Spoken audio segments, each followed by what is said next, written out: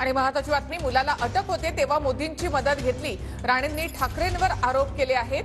मोदींना तडीपार करू म्हणता लाज वाटत नाही का, असं राणेंनी उद्धव ठाकरे यांना म्हटलं आहे. 4 जून नंतर तडीपार कोण होतो की जेलमध्ये जातो ते बघूच, असा इशारा राणेंनी दिलाय. नारायण राणे यांनी उद्धव ठाकरे यांच्यावर हल्लाबोल केलाय.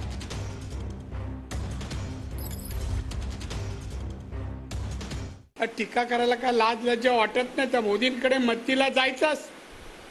तुझ्या मुलाला अटक होत आहे पाहिल्यानंतर गपचूप जाऊन मोदींना भेटलास ते मोदी चालतात. आणि आता हुकुमशाही मोदीला तडीपार करणार.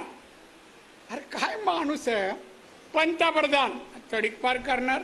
330 आमदारांचा पाठिंबा आता 400 होणार.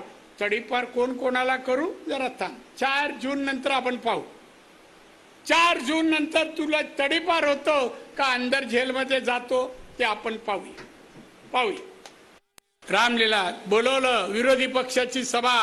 रामलीलाला वाटलं अरे आपल्याला एकदम दिल्ली काय ताकद आहे शिवसेनेची.